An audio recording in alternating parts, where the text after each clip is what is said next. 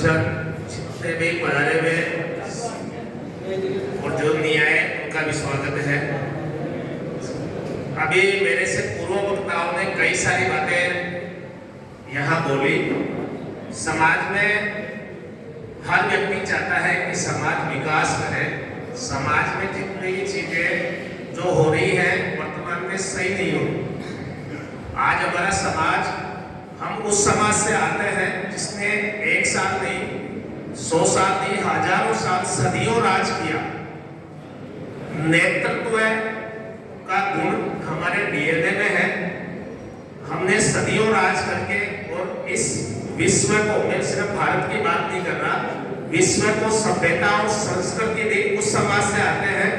लेकिन आज कहीं न कहीं हम हमारे संस्कारों से विमुख हो गए हैं, कहीं न कहीं हम स्वार्थ प्रति हो गए हैं।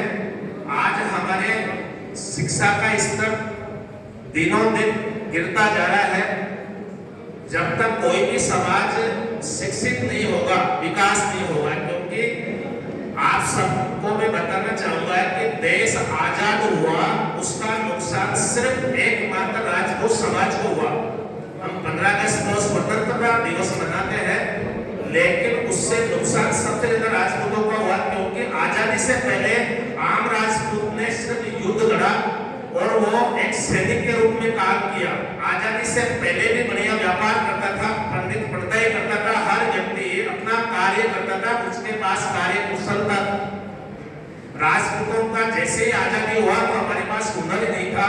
अब कहीं तलवार चलाने की जरूरत नहीं है, हथियार चलाने की जरूरत नहीं है, हमारे पास कोई काम ही नहीं बचा। हमें आज सिर गिनाने की जरूरत है। अभी पिछला आंदोलन देखा होगा, अभी हरीश चौधरी ने आंदोलन उठाया है।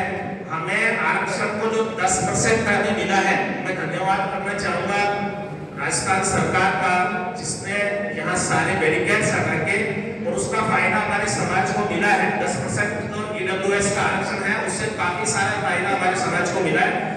हर क्षेत्र में हमारे युवा आ रहे हैं और सबसे खुशी की बात है, सबसे पहले तो मैं नई केंद्रीय कार्यकारिणी को बधाई देना चाहूंगा। हमारे केंद्रीय कार्यकारिणी में 50% लोग युवा आए हैं और यहाँ तक कि वकील भी इस कार्यकारिणी में है। तो काफी उम्मीद है समाज को है कि नया परिवर्तन कुछ देखने को मिलेगा। युवा देश का भविष्य है, युवा देश को बदल सकते हैं। तो सबसे पहले तो हमें इनिशिएटिव लेना होगा कि जो समाज, अभी आपने देखा होगा मीडिया में भी काफी वायरल हो रहा है एक वीडियो, सीनियर आईएएस अफसर है खुदीलाल मीणा, वो भी अपने समाज को बता रहा है कि समाज में जितने भी एजुकेशन के सेंटर, चाहे वो स्कूल हो, कॉलेज हो या समाज के छात्रावास हो, वो समाज में जितने होंगे उतने ही लोग युवा शिक्षित होंगे और शिक्षित होंगे तो समाज अपने आप आगे बढ़ेगा। इसका उदाहरण सबसे बड़ा मैं हूँ। श्री राजपूत सभा ने जब श्री राजपूत छात्रावास को अपने अंडरटेकिंग में लिया, पूर्व अध्यक्ष श्रीमान नरेंद्र सिंह जी सोढ़ा साहब ने, तो पहला बैच था उसका स्टूडेंट हूँ मैं, और एक इतना बड़ा मैं ऑफिसर बना तो उसमें बैच सिर्फ राजपूत सभा की है। मेरे साथ के बना आईएएस भी है, आरएएस भी है, अच्छे वकील भी है, जज भी है, और मेरे बैच के 99 तक में रहा, सब अच्छे से सेटल्ड है।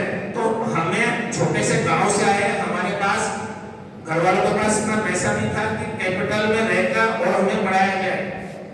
मैं चौपासी से मेरा सीनियर पास आउट है, वहाँ मैं कूट कर भरा गया था, कूट कर हमें सिखाया गया कि जीना है तो समाज के लिए, मरना है तो समाज के लिए, आपका कतरा कतरा समाज के काम आना चाहिए। वो तब से मूल मंत्र पे ही हम काम करते हैं।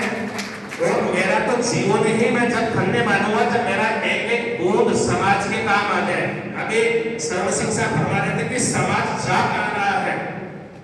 आज हमारी स्थिति है, पिछले 10 साल पीछे जाके देखिए, राजपूत समाज में तलाक के केस नहीं आते थे। अब हर तीसरे घर में शादी के बाद में बेटी घर में बैठी हुई है, तलाक के केस भरमार है। 18 केस के अंदर हाई कोर्ट तक मीडिएशन पे मैं जा चुका हूँ, जहां पर उनके जाके समझाने की कोशिश की है। 4 के घर मैंने स्वयं बसाए हैं, 2 के नहीं बस सकते थे, उनका तलाक हुआ। बाद में बच्चियों की शादी भी मैंने समझ करवा के करवाया है। तो समाज में तलाक क्यों आ रहे हैं, इसका मुख्य कारण जो आई नो मैं गलत भी हो सकता हूँ, लेकिन जो मुझे समझ में आया कि पहले जब मेरी भी शादी हुई, यहाँ अधिकतर सब अच्छी एज में प्रोडक्शन है, तो कोई न कोई रिश्तेदार ने शादी करवाई, मामो साहब, काको साहब, भाभी साहब, किसी के माध्यम से मीडिएटर यानी कि रिलेटिव सॉलिड मीडिएटर के द्वारा वो रिश्ता हुआ। तो उस रिश्ते पर उस सॉलिड मीडिएटर का एक प्रेशर था कि यदि बात बिगड़ती है तो सारे समाज में बदनामी है होती है।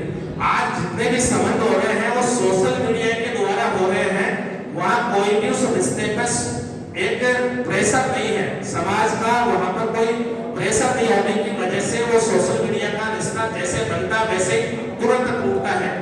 कुछ मोबाइल एक ऐसा इंस्ट्रूमेंट है, इसका फायदा बहुत है लेकिन नुकसान भी बहुत ज्यादा है।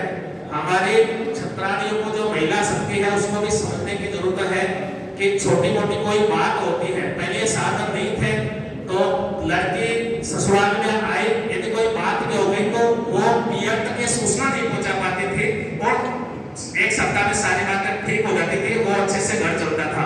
आजकल कोई बात होती है तो तुरंत मोबाइल फोन जाता है माँ के पास, माँ कहती है कि बेटी अपने कपड़े जमा के सूटकेस पैक करके रख, मैं तेरे भाई को गाड़ी लेके भेजती हूँ, उधर से भाई आएगा उस लड़की को वहां से ले जाएगा। न उस लड़की के पिता को मालूम कि मेरी बच्ची बिना बताए ससुराल छोड़ के आ गई है, न उस के ससुर को पता कि मेरी बहू घर छोड़ के चली गई। जब शाम को दोनों घर आते हैं, जब पता चलता है कि इतनी बड़ी बात हो गई, फिर दोनों के आत्मसम्मान की बात आ जाती है, मुझको के ताव दिया जाता है कि कौन नीचा दुखे।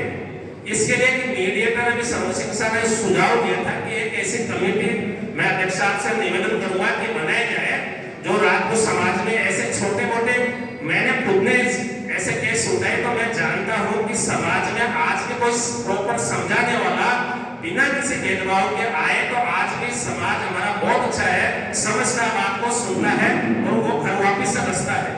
लेकिन कोई बीच में पढ़ने को तैयार नहीं है तो दोनों तो आपस में मनमुटाव हो गया, एक दूसरे से मिलने के लिए तैयार नहीं होते। हमारी जो नई कार्यकारिणी आई है, मैं तो 6 महीने भी कल होंगे, बहुत सारी उम्मीद है। राम सिंह जी कमलाई साहब अध्यक्ष बने हैं, नरेंद्र सिंह जी सोडा जब अध्यक्ष बने उन्होंने काफी चेंज किया, राजपूत सभा को लोगों ने पहचान बनाई। उसके बाद में हमारे प्रकांड विद्वान स्वर्गीय लोकवाड़ा साहब को सत नमन करता हूँ, उन्होंने बहुत सारे नवाचार किए और राजपूत सभा का स्तर बढ़ाया है। ये राजपूत सभा कहने को सिर्फ 11, 12, 13 जिलों की हो सकती है, लेकिन मैं नहीं मानती 11, 12, 13 जिलों की है, क्योंकि ये संपूर्ण राजस्थान की राजपूत सभा है। सारी जितने भी मेवाड़ हो, चाहे मारवाड़ हो, चाहे शेखावाटी की, वो सारी सभाएं इस सभा की तरफ बड़ी आशा से देखती है और इसका नेतृत्व है स्वर्गीय श्रीमान लोकवाड़ा साहब कर चुके हैं। आनंदपाल केस जब हुआ था तो इस सभा से काफी आशाएं हैं। समाज में बच्चियों की शिक्षा पर हमारा समाज पिछड़ा है, क्योंकि हमने शुरुआत में आजादी के बाद देखा जाए तो बालिका शिक्षा पे हमारा ध्यान ही नहीं गया। बच्चे की पहली गुरु माँ होती है, माँ यदि पढ़ी लिखी नहीं होगी तो उस बच्चे को क्या शिक्षा देगी। हम संस्कारों की बात करते हैं, आज एकल परिवार है, एकल परिवारों में संस्कार और शिक्षा की बात करें तो शिक्षा तो हम पैसे से खरीद सकते हैं, लेकिन संस्कार पैसे से नहीं खरीद सकते हो। जितने भी लोग जयपुर रहते हैं, मैं उनसे इतना ही अर्ज करना चाहूंगा कि अपने बच्चों को हर सप्ताह छुट्टी में गांव लेके जाए, दादी साहब, दादो साहब, काको साहब जो बुजुर्ग है उनके पास में बिठाए, अपने इतिहास के बारे में उनसे जरूर बातें करें। यदि आज की युवा पीढ़ी को आप पूछोगे तो पिता और दादो साहब के अलावा चौथा नाम नहीं बता पाएंगे वो, तो हम कहाँ जा रहे हैं, ये हमें सोचने का विषय है। सबसे पहले मैं अध्यक्ष साहब को धन्यवाद देना चाहूंगा, क्योंकि 6 महीने के भीतर 2-3 घटनाएं ऐसी हुई। एक कंचन भाई साहब, प्रिया भाई साहब, 2 ऐसे परिवार की होनहार बच्चियां थी जो पढ़ने में बहुत इंटेलिजेंट थी, लेकिन उनके परिवार में कोरोना काल में कोई व्यक्ति बचा ही नहीं, यानी फादर भी कोरोना से खत्म हो गए, आय का जरिया खत्म हो गया। मेरे पास कहीं से रिश्तेदारी के माध्यम से वो उनकी सूचना आई कि वो यहाँ पढ़ना चाहती है और उनके पास कोई पैसा नहीं है। तो मैंने निवेदन किया महामंत्री साहब कबीर सिंह साहब से भी और अध्यक्ष साहब से भी, तो धन्यवाद देना चाहूंगा कि आज वो दोनों बच्चियां निःशुल्क उनका खाना और उनकी पूरी सालाना फीस जब तक वो पढ़ेगी, आपने लिख के दिया और वो आज हमारे जो भाई साहब का हॉस्टल है उसमें वो रह रही है। इसके लिए आप धन्यवाद के पात्र हैं। और मैं उम्मीद करता हूँ क्योंकि गाँव में पैसा नहीं है, हम यहाँ अधिकतर बैठे हुए हैं वो लोग हैं शहर में जिनके एक आजीविका का अच्छा साधन है। आप गाँव में जाके देखिए, धरातल पे देखिए, हमारा समाज सबसे गरीब समाज है जिनके पास कोई आय का साधन नहीं है। खेती है तो पानी नहीं है, या पानी भी है तो खेती शुरू से नहीं की, तो अब क्या करेंगे? वो बटाई पे देते हैं तो उसमें भी खेती में खर्चा इतना हो गया कि वो कुछ कर नहीं पा रहे हैं। तो इसके लिए जो बच्चे होनहार हैं उन बच्चों को रियायत दी जाए, जिनके माता पिता नहीं है या कोई कमाई का साधन नहीं है, उनको यहाँ पर अभी सोन सिंह सर ने बहुत अच्छी आज यहाँ मैसेज दिया। मैं तो कहूँगा कि केंद्रीय कार्यकारिणी उस पर जरूर विचार करें, प्रकोष्ठ बनाए जाए। हमारा समाज हमेशा इतिहास की गवाह है कि हम देने में विश्वास करते हैं, हम त्याग और बलिदान से भरे पूरे हैं। हमारे बहुत सारे भामाशाह हैं जो आराम से उस प्रकोष्ठ बनाओगे, आप एक फंड इकट्ठा करो, जो गरीब बच्चे हैं उन बच्चों की एजुकेशन में ही वो फंड इकट्ठा किया जाए। उन पैसों को आप कहीं इन्वेस्ट कर सकते हैं जिससे ब्याज आता रहे, उससे आपका वो फंड बढ़ता जाएगा। और पारदर्शिता यानी कि जिस तरह से 6 महीने में यहाँ मीटिंग हो रही है उसी तरह उसका 6 महीने में ऑडिट हो, एनालिसिस हो। दो तरह की बातें होती हैं, या तो आप अपनी बात को सकारात्मक तरीके से रखिए या नकारात्मक तरीके से। आप किसी की आलोचना, मैं अलग तरीके से जीवन जीता हूँ, आप किसी की आलोचना, हर व्यक्ति यहाँ बैठा हुआ है, कोई भी संपूर्ण नहीं है। यदि कोई मनुष्य संपूर्ण हो जाएगा तो इंसान नहीं भगवान बन जाएगा। हर व्यक्ति में कमी है और कोई भी चुना हुआ व्यक्ति भी संपूर्ण हो जाए इस बात की गारंटी नहीं है। तो आप किसकी आलोचना करो तो आप उसको, यदि मुझ में कोई कमी है तो मुझे आकर पर्सनल ले जाकर मुझे बताइए कि आप में ये कमी है, आप इसको दुरुस्त करेंगे तो आपके लिए भी, समाज के लिए भी अच्छा रहेगा। तो मैं गारंटी देता हूँ मैं उस कमी को जरूर दूर करूंगा, क्योंकि वो बात उनके और मेरे बीच में है। लेकिन मैं सार्वजनिक रूप से यदि किसी को बदनाम करूं तो वहां से सकारात्मक परिणाम नहीं आने वाले। जो भी हमारे विचार है उनको हम जाके प्रश्न नहीं करें। ऑडिट का मैटर है तो ऑडिट एक आज 2-3 घंटे की मीटिंग है, इसमें संभव नहीं है कि हम सारी चीजें देख पाए। उसके लिए जो समझते हैं बैलेंस शीट देखिए, कितना खर्चा है, क्या लायबिलिटी समाप्त है, कितनी इनकम है, वो सारी बताने के लिए मेरी संस्था शायद कोई मना करेगा। राम सिंह जी साहब बहुत लंबे समय तक, शायद 10 साल तक मेरे ख्याल से ग्रामीण के अध्यक्ष रहे हैं। आपका शुरू से ही ये मैंने देखा नजदीक, इसलिए बता रहा हूँ।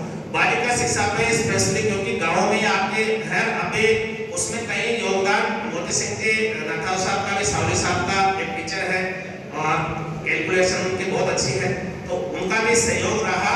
और गाँवों के अंदर आज काफी सारे जो इन्होंने इनिशिएटिव लिए वो काम कर रहे हैं।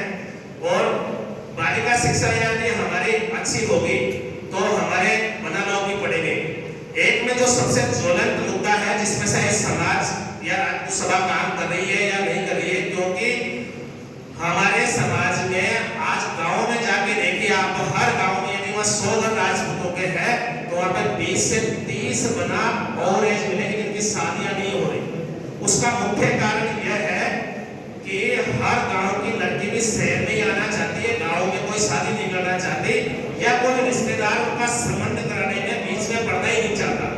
जब आप अपने रिश्तेदार के बीच में पड़ेंगे तो फिर आपके बच्चों का, यदि बच्ची है, मान लो मेरी बच्ची है तो मैं किसी को भी पकड़ के बच्ची का संबंध कर दूंगा। लेकिन राजपूत मान सम्मान का आज भी भूखा है। मैं, यदि मेरा बेटा और एज में हो रहा है तो मैं किसी से नहीं कहूँगा राजा साहब की मेरे बेटे की सगाई करवा दो, क्योंकि मैं अपने आप को वहाँ थोड़ा सा नीचा महसूस करता हूँ।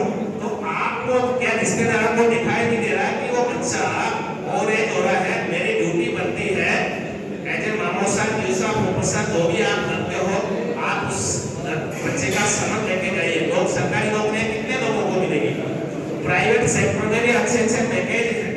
तो मैं इतना ही, आप बना रहे सारे विद्वान जन है।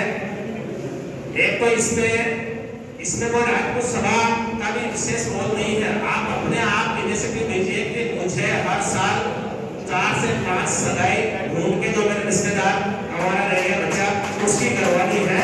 और बच्ची वाले को भी हमें मोटिवेट करना है कि सरकारी नौकरी वाला ही खुशी नहीं रह सकता। जहाँ बच्चे आप एक मेरे मानक की कहावत थी कि बड़ा करा बेटी दे मिलवा का ससा, रिश्ता हमेशा बेटी का आप अपने से 19 करिए 21 मत करिए, जिससे आपकी बेटी का भी मान सम्मान हो, दो आदमी आप जब लेके जाए तो आपका भी मान सम्मान हो। बड़े करना बेटी दे सकते हैं जो कि नए नए बहुत धनवान बने हुए हैं, वो पैसों से जाके वहाँ पैसा कर सकते हैं, लेकिन आपका सम्मान नहीं होने वाला वहाँ पर। तो आप उस बच्ची के पिता को भी बताइए। आजकल कम से कम 5,500 बायोडाटा मेरे पास में है, डॉक्टर वाई फाइल वाई मैं देखता हूँ।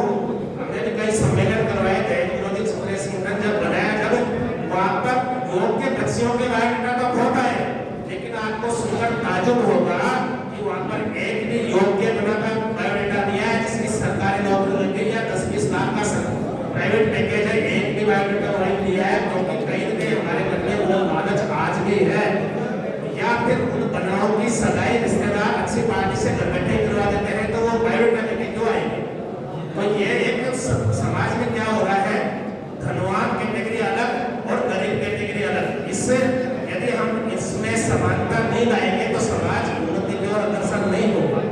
इसके ये मुख्य बिंदु है, समाज सामाजिक समरसता से आगे बढ़ता है तो विकास करता है। जिस समाज का इतिहास इतना बलवंत है वो समाज आज हमें सीखना है। राजनीति की बात कभी सोन सिंह से बात नहीं, मैं सोन सिंह से माफी चाहूंगा, उस बात से मैं ताल्लुक नहीं रखता, क्योंकि राजनीति से जब तक हमारा जुड़ाव नहीं होगा तब तक हम आगे नहीं बढ़ सकते। मैं तो इस मंच के माध्यम से ये आप सबसे गुजारिश करना चाहूंगा कि आप कोई भी राजपूत समाज का व्यक्ति, चाहे वो पंच, सरपंच, एमएलए, डायरेक्टर, जिला परिषद, तहसील स्तर पर कहीं भी खड़ा होता है, निर्दलीय हमें पार्टियां टिकट दी जाती, निर्दलीय भी खड़ा होता है, तो आप